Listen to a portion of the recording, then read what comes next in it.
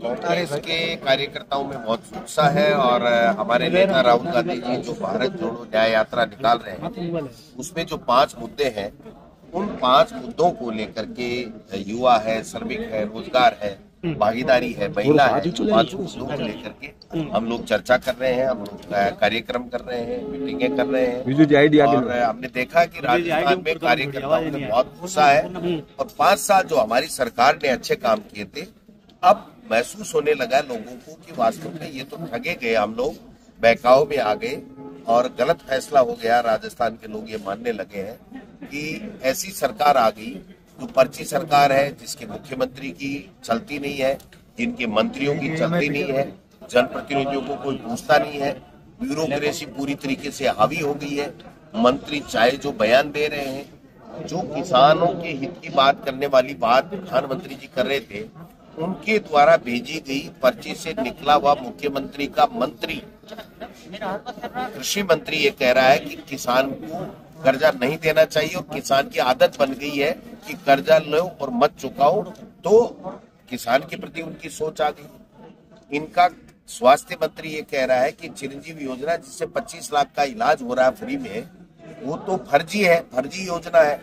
अरे भाई हमारी फर्जी है, गलत है, आप कोई अच्छी योजना तो लाओ।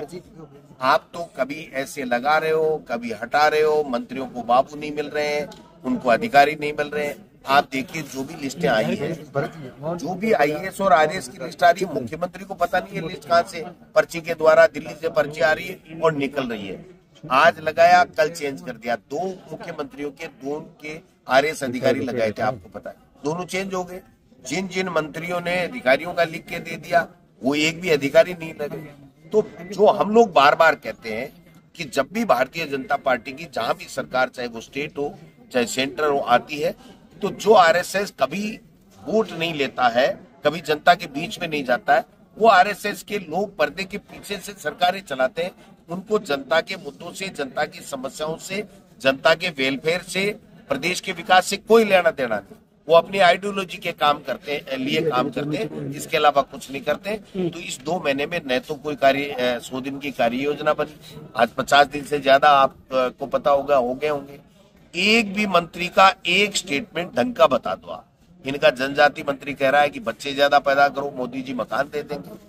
आप बताओ, एक मंत्री का एक बयान बता दो जो प्रदेश के हित में हो। शिक्षा मंत्री जी कुछ ही उल्ट-सुल्ट बयान दे रहे हैं। शिक्षा मंत्री जी का बयान पढ़ा आपने एक दिन? माता के खड़े होकर कह रहे हैं कि प्लास्टिक का कोई अगर थैली उपयोग करता है, प्लास्टिक करता है, उसके घर में किसी का हाथ तोड़ दो, किसी का पैर तोड़ दो, पता नहीं क्या क्या बोलते हैं। कल उनका बयान मैंने पढ़ा है कि हम ये नहीं पढ़ाएंगे, हम ये पढ़ाएंगे, हम वो पढ़ाएंगे, कांग्रेस ने गड़बड़ कर दिया। अरे भाई, मैं शिक्षा मंत्री था, कांग्रेस ने NCERT पाठ्यक्रम पूरे प्रदेश में 12वीं तक लागू किया था। वो NCERT पाठ्यक्रम भारत सरकार का पाठ्यक्रम है, भारत सरकार की संस्था है। उसने जो वेरीफाई करके पुस्तकें बनाई है, हम लोग NCERT को रॉयल्टी में करोड़ों रुपए देते हैं और वो हमको CD देते हैं उनके पाठ्यक्रम की, और हम यहाँ से छपवाते हैं। हमने हमारा कोई पाठ्यक्रम नहीं बना रखा। वो NCERT का पाठ्यक्रम इसलिए बनाया था कि एक व्यक्ति आज यहाँ पढ़ाई कर रहा है, कल को दूसरे स्टेट में उसकी तबादला हो गया, वो जाता है, तो उस बच्चे को ये असुविधा नहीं हो कि मैं राजस्थान में क्या पढ़ रहा हूँ और मुझे गुजरात में क्या पढ़ना पड़ेगा या मैं तीसरी जगह क्या पढ़ना पड़ेगा। तो NCERT पाठ्यक्रम पे भी ये सवाल उठा रहे हैं, हमारी योजनाओं पे भी ये सवाल उठा रहे हैं। खुद की योजनाएं ये कुछ बना नहीं रहे हैं। और ये भ्रष्टाचार, किस भ्रष्टाचार की बात कर रहे हैं? ये तो उतावले हो रहे हैं कि कब हमारे अधिकारी लगे, कब हमारे कब्जे में फाइलें आए, कब हम टेंडर करें और कब हम घपले करें और कब माल कमाएं। इनके पता लग जाएगा। आप 6 महीने निकल जाने दो।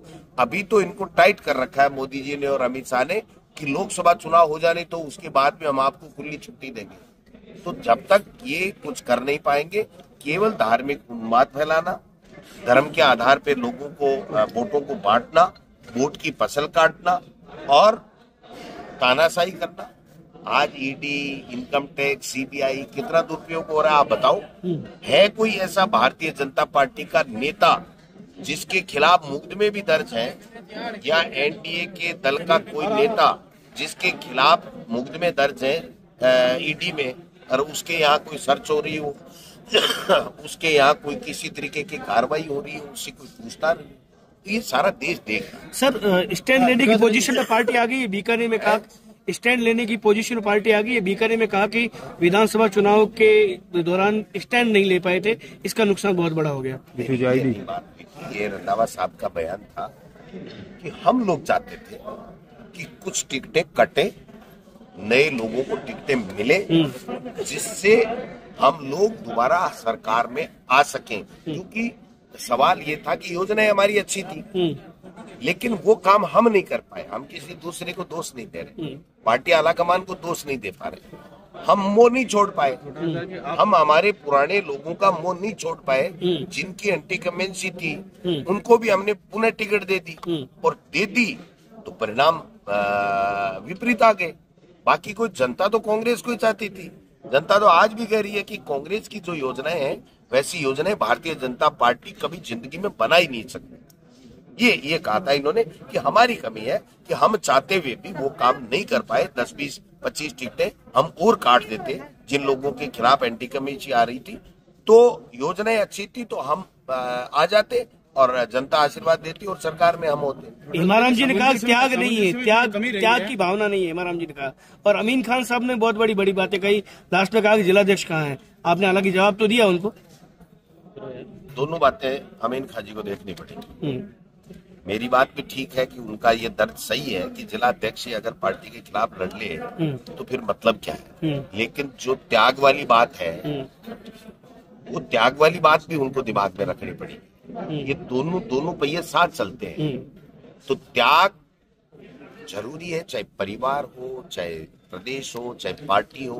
त्याग भी जरूरी है और पार्टी के प्रति समर्पण और लॉयल्टी भी जरूरी है। दोनों चीजें साथ चलेंगी। तो मैं समझता हूँ ये सब चीजें अपनी अपनी मन की सबने बातें कही है, सब अपनी अपनी जगह ठीक है, लेकिन पार्टी के कार्यकर्ताओं को पार्टी में तवज्जो मिलेगी, उसको पूछ करके फैसले होंगे।